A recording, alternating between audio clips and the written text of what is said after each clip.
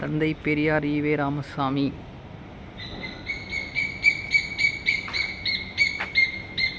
1958 மன்னார்குடியில் நடைபெற்ற தஞ்சை மாவட்ட சுதந்திர தமிழ்நாடு மாநாட்டில் தந்தை பெரியார் சொற்பொழிவாற்றியிருக்காரு. அந்த ஃபோட்டோ. இவர் தான் தந்தை பெரியாரோட அப்பா வெங்கட நாயக்கர். அம்மா சின்ன தாயம்மாள் என்கிற முத்தம்மாள் வியாபாரியாக இருந்திருக்காரு. ஸோ குடும்ப புகைப்படங்கள். சுயமரியாதை இயக்கத் தலைவர் ஏதென்ஸில் சாக்ரட்டிஸோட சிலை முன்னாடி தந்தை பெரியார் ஃபோட்டோ எடுத்திருக்காரு. 1932 ரஷ்யாவில் 32 வருஷம் அவருடைய புகைப்படம். உலக புத்தர் மாநாட்டில் ரங்கூனில் நடந்திருக்கு 1954. ஸோ அப்போ பார்த்திங்கன்னா தந்தை பெரியார், டாக்டர் B.R. அம்பேத்கர் உட்பட அந்த இதில் ஃபோட்டோவில் இருக்காங்க. ஸோ தஞ்சாவூரில் எடைக்கு எடை வெள்ளி ரூபாய் நாணயத்தை அன்பளிப்பாக கொடுத்துருக்காங்க. யுனெஸ்கோ மன்றம் பெரியாருக்கு பார்த்தோன்னா அளித்த விருது பார்த்தோன்னா அப்போதைய இருந்த முதல் அமைச்சர் கலைஞர் அவர்கள்கிட்ட மத்திய அமைச்சர் திரிகுணசன் வீரமணி உள்ளிட்டோர் இருக்காங்க. யுனெஸ்கோ விருது கொடுத்துருக்காங்க. பெரியார் புதிய உலகின் தொலைநோக்காளர், தென்கிழக்கு ஆசியாவின் சாக்ரட்டிஸ், சமூக சீர்திருத்த இயக்கத்தின் தந்தை, அறியாமை, மூட நம்பிக்கை, பொருளற்ற பழக்க வழக்கங்கள், இழிவான நடவடிக்கைகள் ஆகியவற்றின் கடும் எதிரி. எந்த வருஷம் கொடுத்துருக்காங்கன்னா 27/6/1970 வருஷத்தில் கொடுத்துருக்காங்க. ஸோ தந்தை பெரியாரும் பாபு ஜெகஜீவன் ராம். ஸோ இரு பேரும் மாபெரும் சமூக சீர்திருத்தவாதிகள் தான் எல்லாரும். சமுதாய விஞ்ஞானி பெரியாரும், கோவை விஞ்ஞானி ஜிடி நாயுடு, இந்திய எடிசன் சொல்லுவாங்க ஜிடி நாயுடு அவரை. தந்தை பெரியாரும் ஈழத்தந்தை செல்வநாயகமும் எல்லாம் புக்ஸில் படித்தது தான். இன்றைக்கி ஃபஸ்ட் டைம் நேரில் பார்க்குறதுல அவ்வளோ சந்தோஷமாக இருக்குது. தந்தை பெரியாரோட நடிகவேல் M.R. ராதா. புரட்சி கவிஞரும் புரட்சி தந்தையும் பாரதிதாசனோட புகைப்படத்தில் இருக்காங்க. பெரியாரோட தந்தை பெரியாரும் சிவாஜி கணேசனும். தந்தை பெரியாருக்கு தோள் கொடுக்கும் தனையன் வீரமணி. அவர் இன்றைக்கி இல்லைங்களா, இங்கே வெளியே போயிருக்காங்கன்னு சொல்லிட்டு சொன்னாங்க கேட்டதுக்கு. தந்தை பெரியாரின் இறுதி பேருரை பார்த்திங்கன்னா 19/12/1973 சென்னையில் நடந்திருக்கு. ஸோ அவருடைய பயோ டீட்டெயில்ஸ் பாருங்கள். வாழ்நாள் 94 வருஷம் 3 மாதம் 7 நாட்கள் இருந்திருக்காரு. சுற்றுப்பயணம் மொத்த நாட்கள் பார்த்தா 8200 நாட்கள். அதில் அயல் நாட்டில் மட்டும் 392 நாள், அதாவது ஒரு வருஷத்துக்கு மேலே இருந்திருக்காரு. மொத்த தொலைவு 13,19,662 கிலோமீட்டர் நடந்திருக்காரு. அதாவது பூமியை விட 33 மடங்கு சுற்றளவு சுற்றிருக்காரு. பூமிக்கும் நிலவுக்கும் இடையே தொலைவு போல் 3.43 மடங்கு. ஸோ பிரச்சார களங்கள் 10,700. கருத்துரை ஆற்றிய காலம் நாள் கணக்கில் 891 நாளில் பேசியிருக்காரு. மணி கணக்கில் பண்ணால் 21,400 டைம் பேசியிருக்காரு. ஐயாவின் ஆயுள் நீட்சி அன்னை மணியம்மையார் அவங்க தான் புகைப்படத்தில் பார்த்துருக்கோங்க. அன்னை ஈவேரா மணியம்மையார் நூற்றாண்டு. தொண்டரமே அன்னையே என்றும் வாழ்கிறாய் திராவிடர் கழகம். அம்மாவோட இது பார்த்திங்கன்னா 1920 2019 வருஷம். ஸோ நூற்றாண்டு கொண்டாடிட்டுருக்காங்க. இந்த மரம் பார்த்திங்கன்னா மாண்புமிகு முன்னாள் முதல்வர், தமிழக முதல்வர் கலைஞர் அவர்கள் நட்டிருக்காரு. 87ஆம் ஆண்டு பிறந்த நாளில் 2010 அன்றைக்கி நட்டிருக்காரு. இன்றைக்கி மரம் பெருசாகிடுச்சு, நல்லா வளர்ந்துருக்கு. வரலாற்று கல்வெட்டு. தந்தை பெரியாரால் இறுதியாக அறிவிக்கப்பட்ட அனைத்து ஜாதியினருக்கும் அர்ச்சகர் உரிமை என்பது ஜாதி தீண்டாமை ஒழிப்புக்கான மனித உரிமை பிரகடனமாகும். தந்தை பெரியார் அவர்களை அரசு மரியாதையுடன் அடக்கம் செய்த போதிலும் அந்த மனித உரிமையை நிலைநாட்டாத நிலையில் அந்த முள்ளோடு புதைத்து விட்டோம் என்று முதலமைச்சராக இருந்த மாண்புமிகு டாக்டர் கலைஞர் கருணாநிதி அவர்கள் வேதனைப்பட்டார். அந்த முள்ளை அகற்ற வேண்டும் என்று அன்று சூளுரைத்தார். தொடர்ந்து திராவிடர் கழகம் இதற்காக போராடி வந்திருந்தது.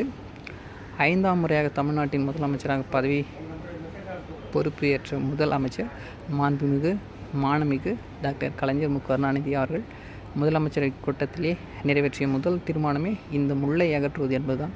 16/5/2006 அன்னைக்கு சொல்லியிருக்காரு.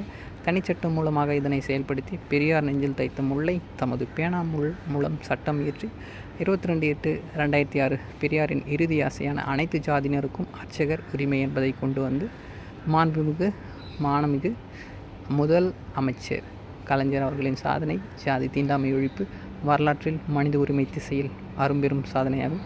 பெரியார் தொண்டர்களின் சார்பில் வணக்கமும் வாழ்த்தும் உரித்தாக. நன்றி அவருக்கும் என்றும் உரித்தாக.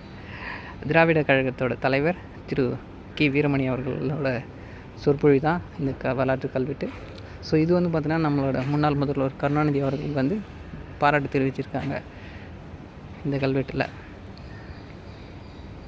ஸோ நம்ம முதல்வர் முத்துவேல் கருணாநிதி ஸ்டாலின் அவர்கள் வந்து பார்த்திங்கன்னா செப்டம்பர் 17 அன்றைக்கி வந்து பார்த்தீங்கன்னா சமூக நீதினால் தந்தை பெரியாரோட பிறந்த நாளை வந்து அங்கீகரிச்சிருக்காரு.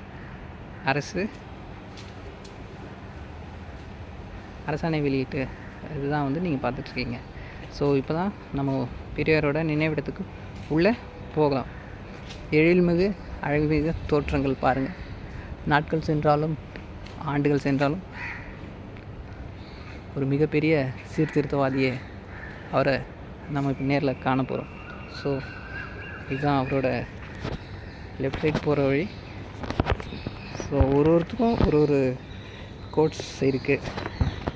அண்ணா என்ன சொல்லியிருக்காருன்னா, பெரியாருடைய பெரும்பணி ஒரு தனி மனிதரின் வரலாறு அல்ல, அது ஒரு சகாப்தம், ஒரு காலகட்டம், ஒரு திருப்பம். அண்ணா சொல்லியிருக்காரு. பக்தி என்பது தனிச்சொத்து, ஒழுக்கம் என்பது பொது சொத்து. பக்தி இல்லாவிட்டால் நட்டமில்லை, ஆனால் ஒழுக்கம் இல்லாவிட்டால் எல்லாமே பாழ். நன்றி என்பது பயனடைந்தவர்கள் காட்ட வேண்டிய கடமையை தவிர உதவி செய்பவர்கள் எதிர்பார்ப்பது சிறுமை குணமே. உனக்கு பெருமை வேண்டுமானால் உற்சாகம் வேண்டுமானாலும் பிற மனிதனுக்கு தொண்டு செய்வதில் போட்டி போடுவதன் மூலம் தேடிக்கொள். இந்த கோட்ஸ் வந்து எனக்கு ரொம்ப பிடிக்கும். குருட்டு நம்பிக்கைகளை அழிவு வேலைகளின் மூலம்தான் ஒழிக்க முடியும். மகத்தான உறுதியும் சிறிதும் சந்தேகமற்ற தெளிவும் பழிப்பிற்கும் சாவிற்கும் கவலையற்ற துணிவும் உள்ளவனால்தான் அது முடியும். ஆயிரக்கணக்கான ஆண்டுகளாய் நமது நாட்டில் தோன்றிய சீர்திருத்தக்காரர்களின் உழைப்புகள் பலன் தராததற்கு காரணம் விட்டு கொடுக்கும் தன்மையும் தாட்சண்யமும் ராஜதந்திரம் செய்யும் தான். ஸோ எவ்வளோ கோட்ஸுங்க சுற்றி லைனாக இருக்குது. படிக்க எப்படி சொல்கிறது, எல்லாமே அவ்வளோ நல்லா இருக்குது. வாயில் நாக்கில் குற்றம் இருந்தாலொழிய வேம்பு இனிக்காது, தேன் கசக்காது. பிறவியில் மாறுதல் இருந்தாலொழிய புலி புல்லை தின்னாது. அது போன்றதே பார்ப்பனார் தன்மை.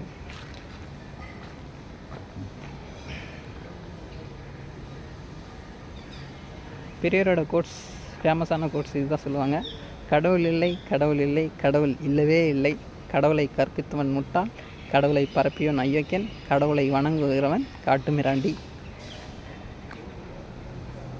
மனித சமுதாயத்திற்கு தொண்டு செய்ய வேண்டுமானால் கடவுள் ஒழிப்பு வேலையில் இறங்கினால் தான் அவன் யோக்கியமான அறிவாளியான தொண்டன் ஆவான். எல்லாமே வந்து பார்த்திங்கன்னா இங்கிலீஷு ப்ளஸ் தமிழ்லே எல்லா இடத்துலையும் போட்டிருக்காங்க. கோயில்கள் கடவுளுக்காக கட்டப்பட்டதல்ல, மக்களை தாழ்த்தவும் பார்ப்பனர் பணம் பறித்து பிழைக்கவும் ஏற்பட்டதே ஆகும். ஸோ நிறைய இது இருக்குது.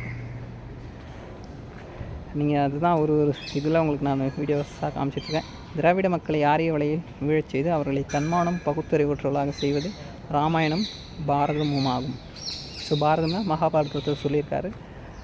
ஆத்மா மோட்சம், நரகம், மறுபிறப்பு, பித்ருலோகம் ஆகியவைகளை கற்பித்தவன் அயோக்கியன், நம்புகிறவன் மடையன், இவற்றால் பலன் நம்பிக்கன் மகா அயோக்கியன்.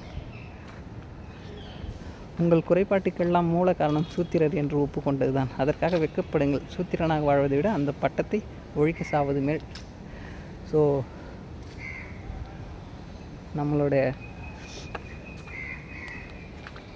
தந்தை பெரியாரோட நினைவிடத்துக்கு கிட்டே வந்துட்டோம். ஸோ செப்பல் கட்டிட்டு போகிறோம். அங்கே வந்து பார்த்திங்கன்னா மணியம்மையோட அம்மையாரோட உடலும் இங்கே தான் அடக்கம் பண்ணியிருக்காங்க. ஸோ நம்ம அங்கே கிட்ட போய் பார்ப்போம்.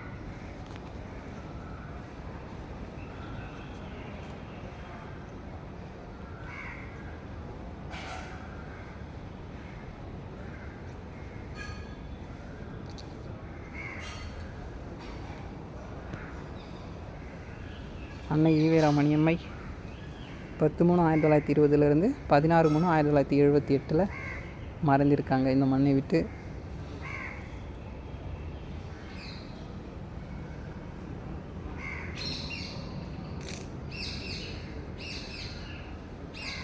நீங்கள் பார்க்குறது எல்லாமே வந்து பார்த்திங்கன்னா உள்ளே இருக்கிற பிளேசஸ் தான். ஸோ இப்போ தான் நம்ம தந்தை பெரியாரோட நினைவகத்தில் முன்னாடி இருக்கோம்.